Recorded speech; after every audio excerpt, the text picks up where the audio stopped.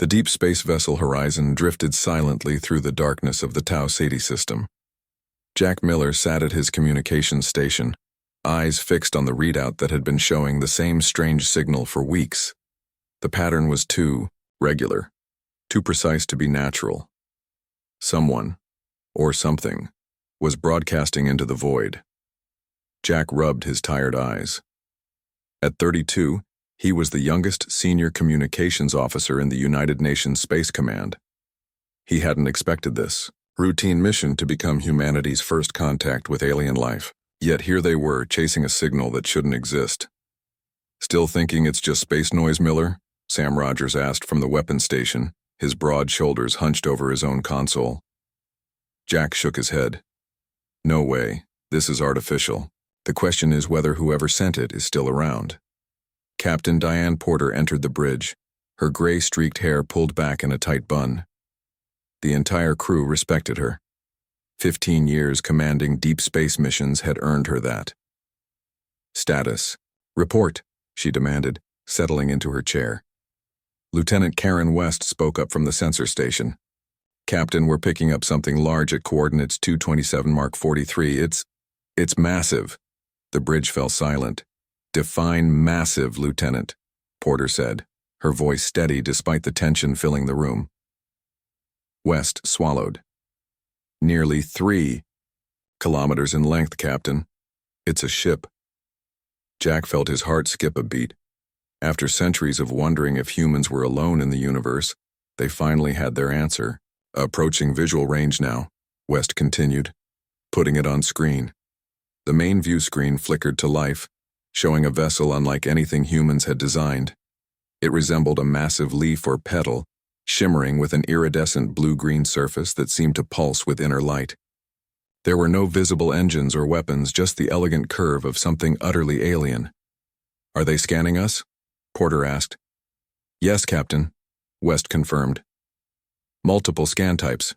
They're thorough." Porter stood, straightening her uniform. "Miller, open a channel. All frequencies, universal greeting package ready." Jack's hands trembled slightly as he worked his console. This moment would be in history books forever. His name would be linked with humanity's first words to an alien species. "Channel open, Captain," he announced, voice steadier than he felt. Porter stepped forward. "This is Captain Diane Porter of the United Nations Space Command vessel Horizon. We come in peace from planet Earth seeking friendship and knowledge." The bridge crew waited in tense silence. Jack felt sweat beading on his forehead. 30 seconds passed. A minute. 2. "Maybe they don't understand," Sam began, but Jack's console suddenly lit up with incoming data.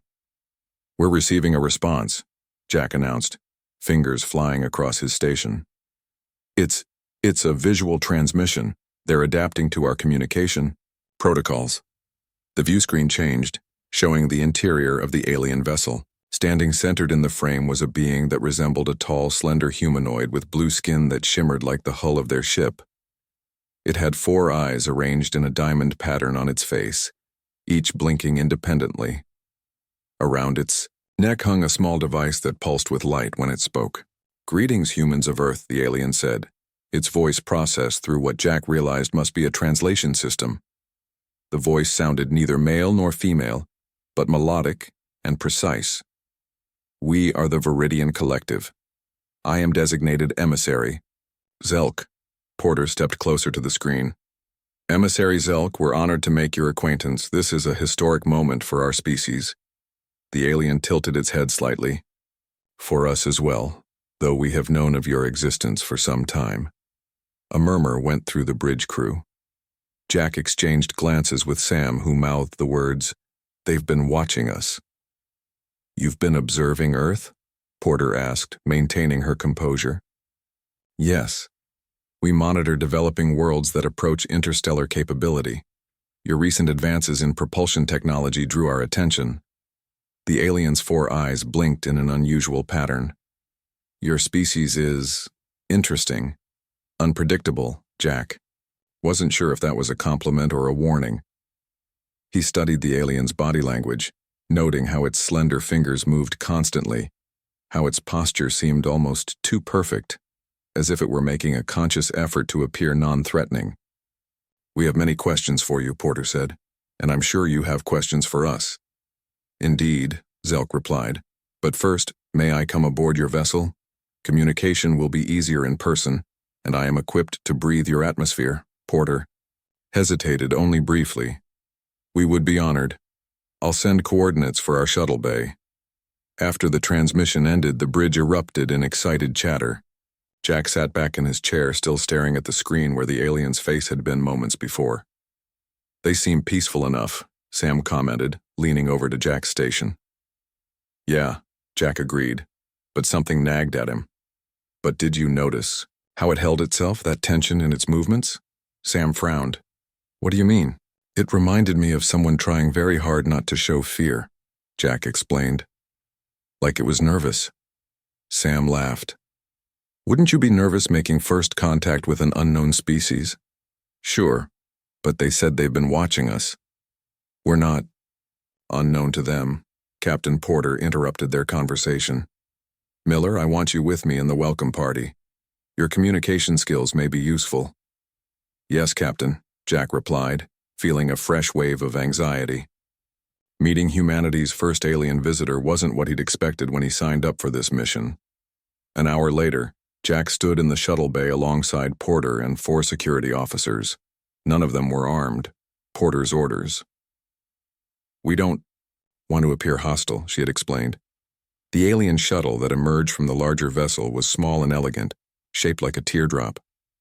It landed silently, without any visible exhaust or engine flare. For a moment, nothing happened. Then a section of the hull simply dissolved, revealing emissary Zelk standing alone inside. The alien stepped onto the deck of the Horizon, its movements graceful and deliberate. Up close, Jack could see that what had appeared to be clothing was actually part of the alien's body.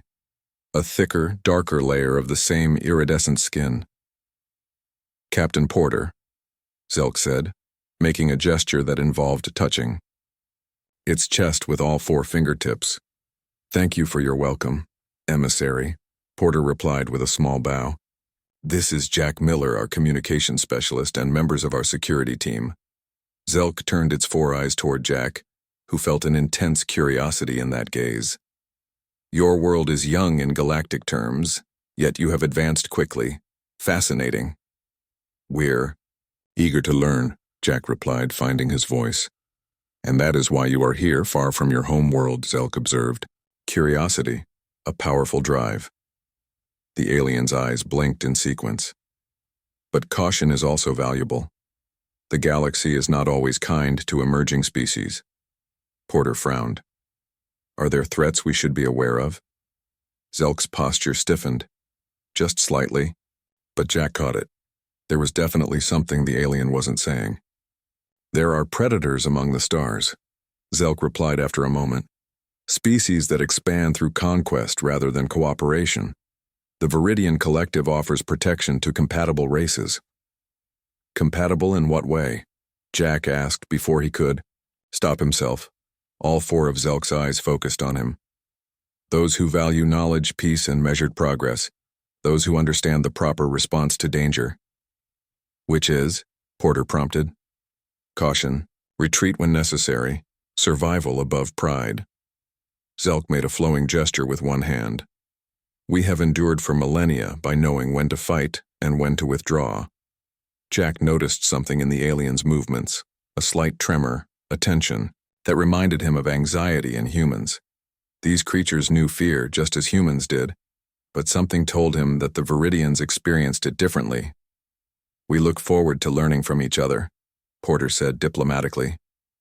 "Perhaps you could tell us more about these predator species during our cultural exchange." "Of course," Zelk agreed. "Knowledge is safety. But first I'm curious, how does humanity respond to threats? To danger?" The question seemed oddly pointed. Jack glanced at Porter, who answered carefully. "That depends on the threat, emissary. We've faced many dangers throughout our evolution. Sometimes we run. Sometimes we fight. Usually we adapt." "Interesting," Zelk said, its 4 eyes blinking rapidly. "Most interesting. I believe our species have much to teach each other." As they escorted the alien to the conference room, Jack couldn't shake the feeling that they were being evaluated. The Viridians knew fear. That much was clear.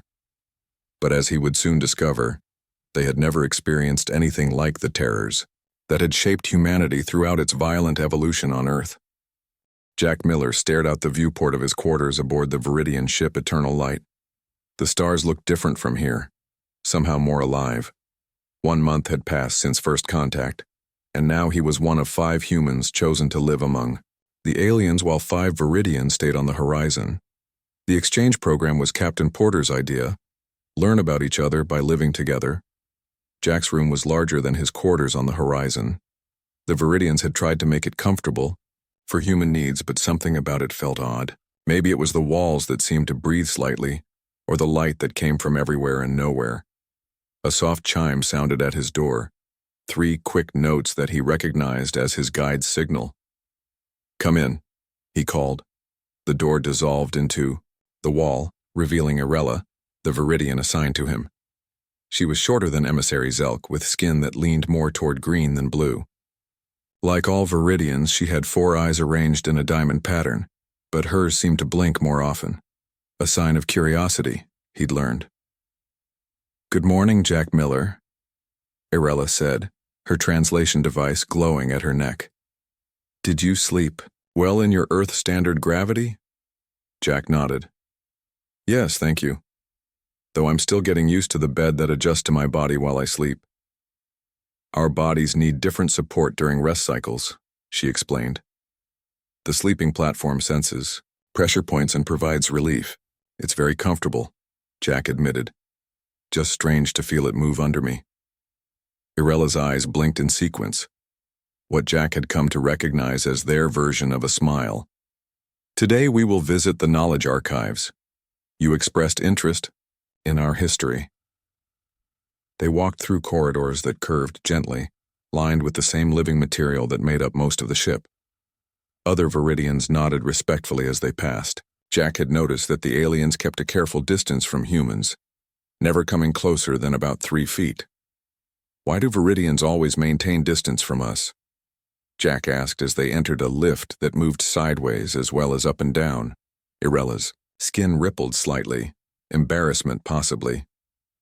"We are sensitive to the emotions of other beings. Humans project feelings very strongly.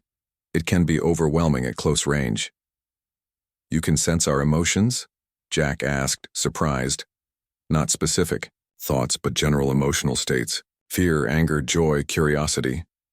Her upper limbs moved in a graceful pattern. "Humans feel everything so intensely, especially fear. It radiates from you even when you appear calm." The lift stopped, and they entered a vast chamber with floating screens and what looked like chairs designed for Viridian bodies. "This is the memory core," Irella explained. "All our collected knowledge is stored here." For the next few hours, Jack learned about Viridian history, thousands of years of careful expansion, diplomatic relations with 12 other species, and a philosophy based on harmony and preservation. What struck him most was the complete absence of war in their past. "Your species never fought among themselves?" he asked, astonished. "We had disagreements, but violence is—" Irella seemed to search for the right word.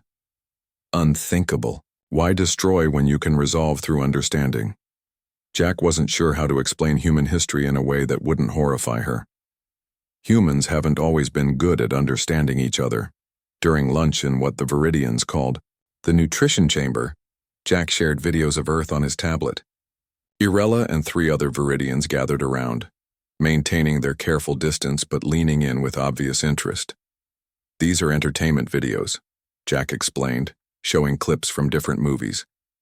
"This type is called action. This is comedy, and this is horror." The Viridians watched with their 4 eyes blinking at different rates. When Jack played a clip from a famous horror movie, just a mild scene with building tension, Irella's skin suddenly darkened to a deep blue-black. The other Viridians backed away, their limbs trembling. "Are you creating this emotion deliberately?" Irella asked, her voice higher than usual. "It's just a movie," Jack explained. "People watch these for entertainment."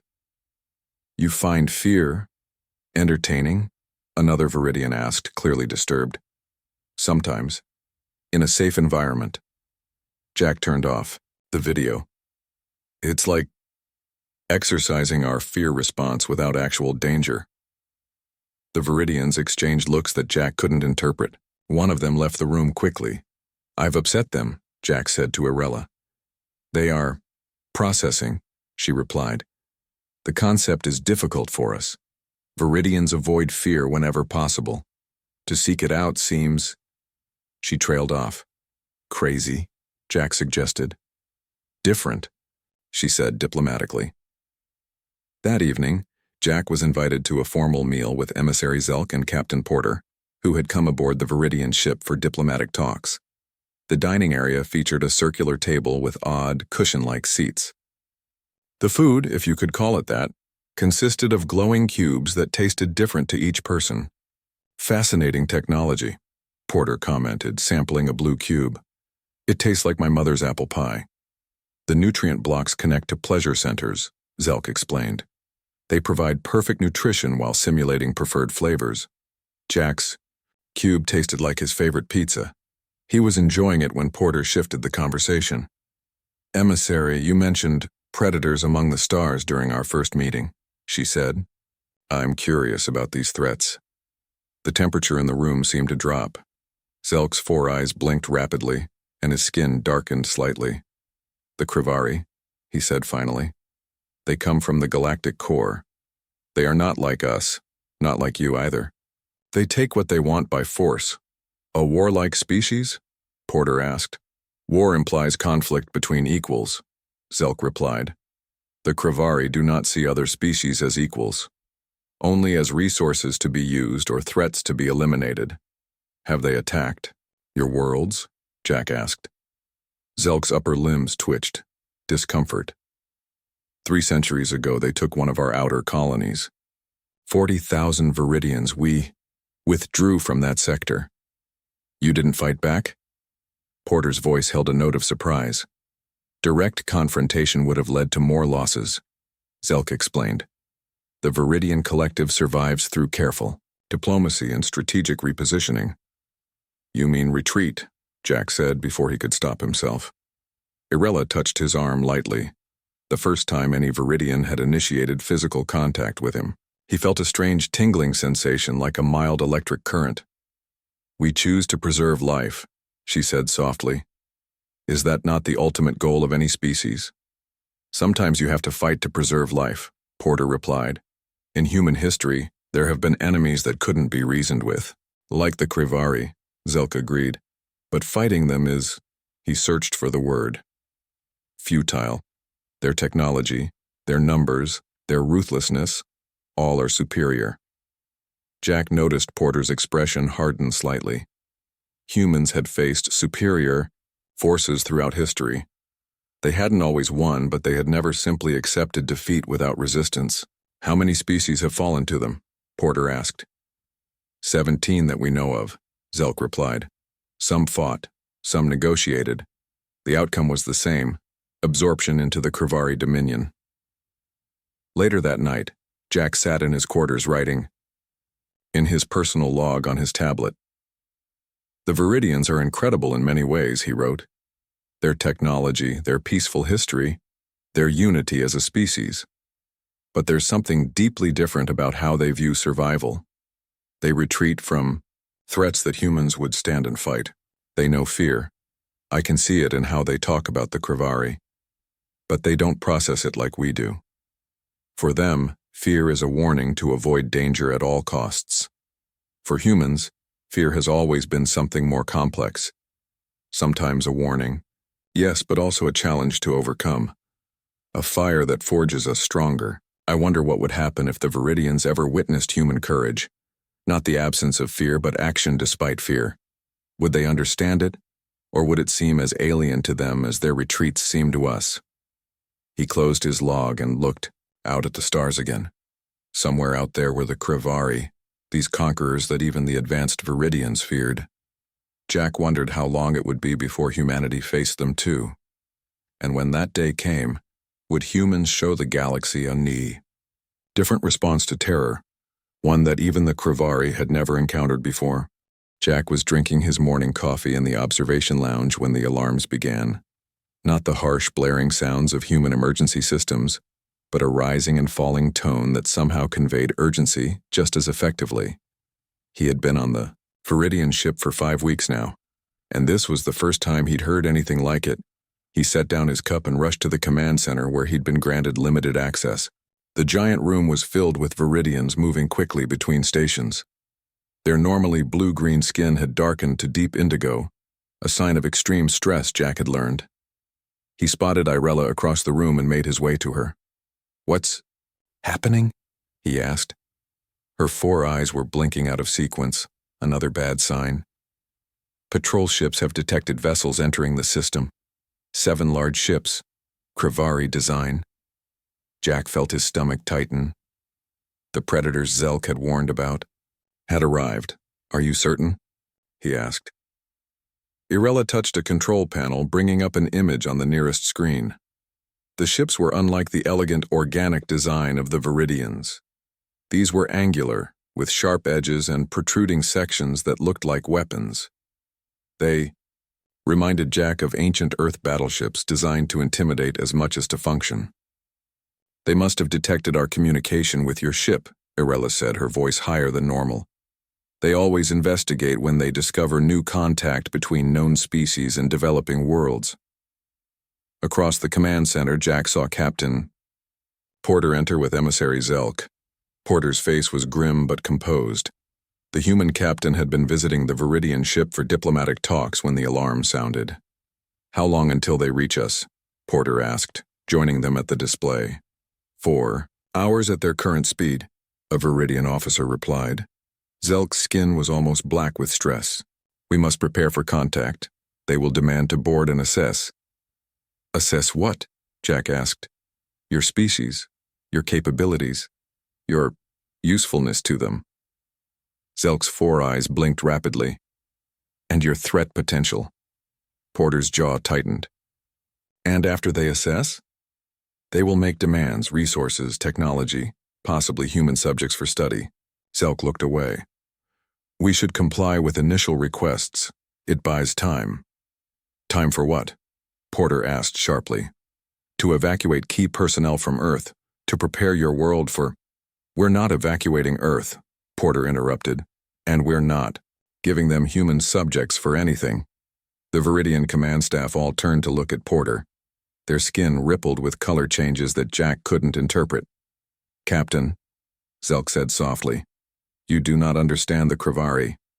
They do not negotiate as equals. They take what they want." "So do many bullies," Porter replied, "until someone stands up to them." The Viridian fleet commander, a tall individual named Telv, approached. "Standing up to them would be unwise, Captain Porter. Their weapons technology exceeds both of our species." "We haven't even seen their weapons yet," Porter pointed out. "We have," Telv replied grimly.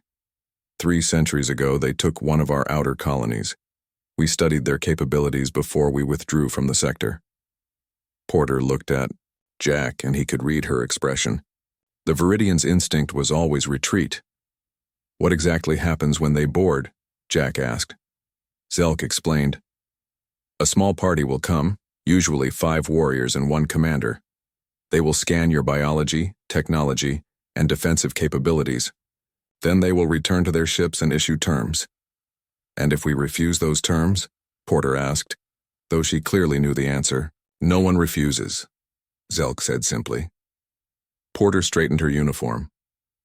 "Well, Commander Zelk, humanity might be about to make history." The Viridians in earshot all stopped what they were doing, their skin rippling with color. Jack couldn't tell if it was shock, fear, or some other emotion he hadn't learned to read yet. "You cannot fight them," Telv insisted. "It would be suicide. They would destroy your ship, then target your homeworld." "I didn't say we would fight," Porter replied. "Not yet, anyway. But we won't simply roll over either." For the next 3 hours, Porter and Jack met with the Viridian leadership. The aliens were clearly disturbed by Porter's refusal to follow their standard protocol of compliance and retreat. Human behavior once again baffled them. During a break in the meetings, Jack spoke privately with Irella. "Why haven't other species fought back against the Krivari?" he asked. "Surely in the whole galaxy someone must have resisted." Irella's skin had lightened somewhat but still showed her stress. "Some tried. The Axari were a proud warrior species, somewhat like humans in temperament. They fought for 3 years. And the Krivari bombed their planet from orbit. Over 8 billion dead." Her upper limbs trembled. "The survivors were taken as slave labor." Jack felt a chill. "I see. Do you?" Irella asked, her 4 eyes focusing intently on him. "The Krivari do not respect courage or honor. They respect only power, which they have more of." "Humans have faced long odds before," Jack said quietly. "Not these odds," Irella replied. "The first communication from the Krivari came when their ships were 1 hour away. The command center fell silent as the main screen activated. The alien that appeared was nothing like the graceful Viridians. It resembled a humanoid reptile, with armored scales in dark red and black patterns. Its eyes had vertical pupils that narrowed as it surveyed the command center. When it spoke, its voice was translated into a harsh, grating approximation of human speech. "I am War Commander Drek of the Krivari Dominion," the reptilian being announced. "Your presence has been noted. Prepare to receive our representatives. Resistance will result in immediate punitive action." Before either Porter or Zelk could respond, the transmission ended. "Charming," Porter muttered. "Standard procedure," Zelka explained, his skin still dark with stress. "They will board, assess our capabilities, and then state their terms." "And if we refuse those terms?" Porter asked again. "No one refuses," Zelk repeated quietly. Porter turned to Jack. "Miller, contact the Horizon. Tell them to go to yellow alert but take no aggressive actions. Have them prepare to receive us. We're returning to our ship before the Krivari arrive." "Captain?" Zelk sounded alarmed. "You should remain here. We have protocols for these situations."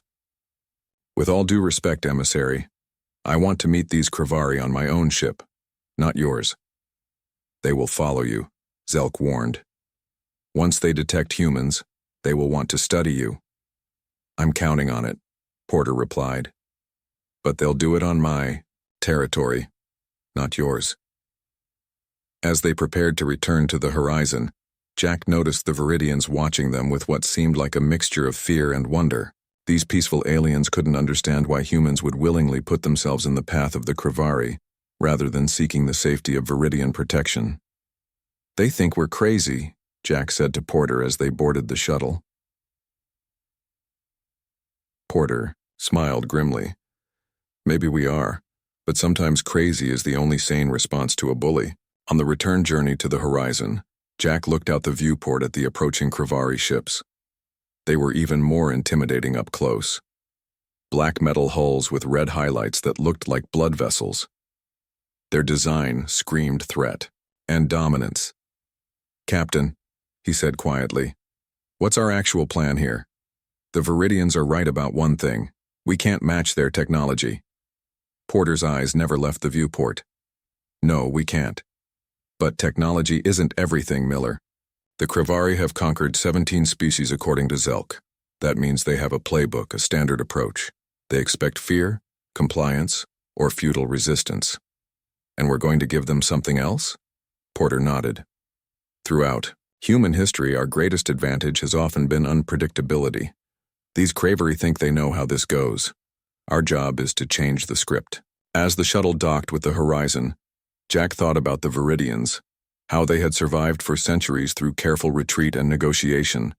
It had worked for them, but humans were different. Earth's history was filled with stories of the underdog fighting back, of courage against impossible odds. "You really think we can bluff our way past a species that's conquered 17 others?" Jack asked as they stepped onto the Horizon. Porter's expression was determined. "Who said anything about bluffing?" The shuttle bay of the Horizon was unnaturally quiet. Jack stood beside Captain Porter, his heart pounding so hard he was sure everyone could hear it. 2 security officers flanked them, unarmed as Porter had ordered. Emissary Zelk had insisted on joining them, though his dark blue skin showed his extreme distress. "Remember," Porter said quietly, "no sudden movements, no aggressive postures. But don't look afraid either." "How exactly do we manage that?" Jack whispered back. Porter gave a tight smile. "Fake it." The Krivari shuttle was approaching. Unlike the elegant teardrop shape of Viridian vessels, this craft was angular and menacing, with red markings that looked like war paint against its black hull. "Their boarding party will consist of 5 warriors and 1 commander," Zelk explained, his voice barely steady. "Do not resist their scans. Do not refuse their—" "Thank you, Emissary," Porter interrupted gently. "We understand the protocol." But Jack knew they had no intention of following Viridian protocol. During their hurried return to the horizon, Porter had outlined her plan. It was simple, bold, and possibly suicidal.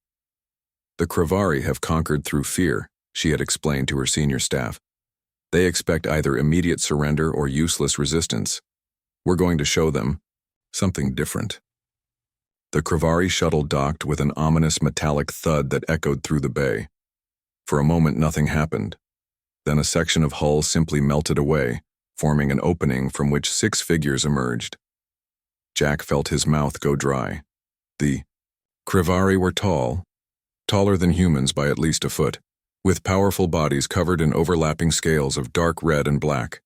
Their heads were slightly elongated, with vertical pupilled eyes that glowed yellow in their dark faces. They moved with the confident grace of apex predators, weapons visible but not raised. The leader stepped forward. Its scales were decorated, with what looked like metallic implants, possibly denoting rank. When it spoke, the translation came through a device on its chest, producing that same harsh, grating approximation of human speech.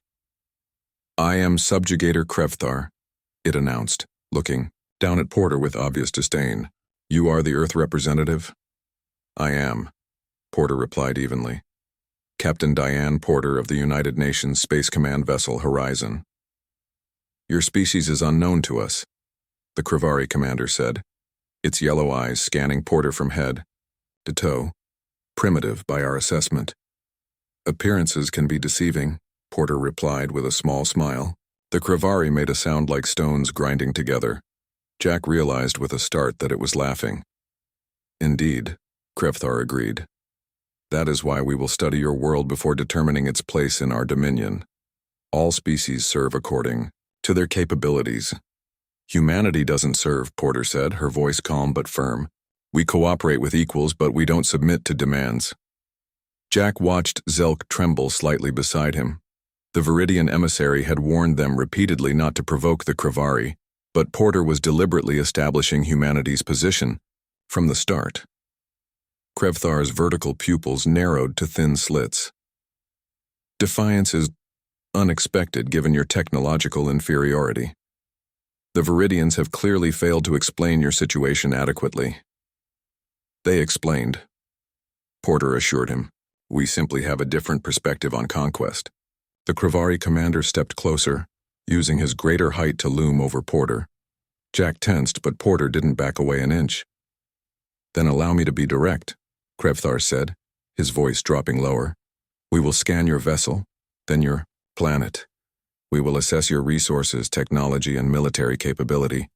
Then we will determine what tribute you will pay and what service you will provide to the Dominion. This is not negotiable." Porter nodded, as if considering his words. "Before you begin your assessment, Subjugator, I've prepared some information I believe you should review." She nodded to Jack, who activated the ship's main screen as they had planned. The display lit up with images from human history, but not the peaceful exchanges or scientific achievements that might impress the Viridians. Instead, Porter had selected scenes of human warfare through the ages. Ancient battles gave way to modern conflicts. The screen showed tanks rolling across deserts, aircraft carriers launching jets, nuclear tests with their distinctive mushroom clouds. The final images were simulations of Earth's current military capabilities: the orbital defense platforms, the missile systems, the drone swarms. "Primitive weapons," Krevthar dismissed. though Jack noticed the other Kravari warriors shifting, their position slightly. Perhaps by your standards, Porter agreed. But there are 8 billion humans on Earth, Subjugator. 8 billion individuals who evolved as both predator and prey. She stepped closer to the Kravari commander, closing the distance that Krefthar had created to intimidate her. It was a subtle move, but Jack saw the Kravari's eyes widen slightly in surprise. What your scans won't show you, Porter continued, is that humans don't fear death the way other species do. We fear subjugation more. Bold words from a species that has never faced the Dominion, Krefthar said, but with less certainty than before. Not bold, factual. Porter nodded to Jack again. The screen changed to show a new simulation. What would happen if Earth were attacked? It detailed the nuclear response that would be triggered, the scorched Earth tactics that would follow, the endless guerrilla warfare that would continue for generations. You might conquer Earth, Porter concluded, but you would never control it. Every human, down to the last child, would resist until their final breath. You would win a planet of ashes populated by an enemy that never surrenders. The shuttle bay fell silent.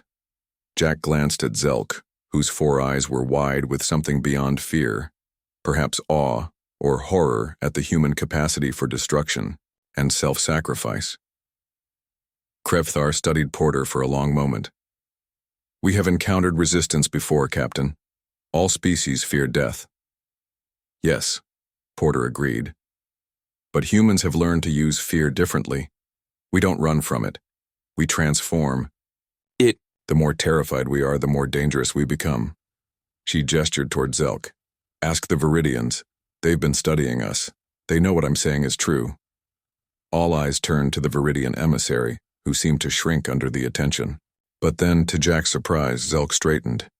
The humans, Zelk began, his voice shaking, are unlike any species we have encountered. They deliberately expose themselves to fear as entertainment. They celebrate those who face death willingly. Their history is filled with examples of choosing destruction over surrender. Krefthar turned to his warriors, speaking rapidly in their native language. Jack couldn't understand the words, but the tone suggested uncertainty, perhaps for the first time in these conquerors' experience. After a heated discussion, Krefthar turned back to Porter. Your claim is that humans would rather destroy themselves than submit, he said. This is difficult to believe. It defies biological imperative for survival. Humans learned long ago that there are worse things than death, Porter replied. Losing our freedom is one of them. And if we simply destroyed your world from orbit, Krefthar challenged, your primitive weapons could not prevent this. You could, Porter acknowledged. But what would you gain? A dead world? And consider this. We've already transmitted everything about your species, your ships, and your technology to every human colony and outpost. If you destroy Earth, you'll face the same resistance everywhere you find humans. Forever. It was a bluff. Humanity had no colonies yet. But Jack kept his face carefully neutral. The Kravari studied Porter's expression, searching for signs of deception. Finally, Krefthar spoke. We will reconsider the status of Earth within the Dominion framework. Perhaps a special arrangement might be more suitable than standard integration. It wasn't a retreat, but Jack recognized it as the closest thing to compromise these conquerors had likely ever offered. We look forward to those discussions, Porter replied smoothly, as equals. After the Kravari departed to reassess, as they put it, Zelk approached Jack, still trembling slightly. Your captain threatened mutual destruction, the Viridian said quietly. She promised to destroy your own world rather than submit. And she meant every word, Jack confirmed. We knew your species experienced fear, Zelk continued. What we didn't understand was how you've weaponized it. The Kravari inspire terror to control. But humans use terror as a shield. Not just a shield, Jack corrected. Sometimes it's our strongest weapon. As they watched the Kravari shuttle depart through the view screen, Jack thought about the fundamental difference that had just changed the course of human history among the stars. The Viridians knew fear as something to avoid. The Krivari knew fear as something to inflict. But only humans had learned to transform terror into resolve, to stand at the edge of annihilation and say, "We are not afraid to die." Are you? That was the lesson the galaxy was learning today. Aliens knew fear, but not human-level terror. Not the kind that forged an entire species into survivors at any cost. The message to the galaxy was clear: tread carefully around Earth. Its defenders have faced the abyss before, and they've never blinked first.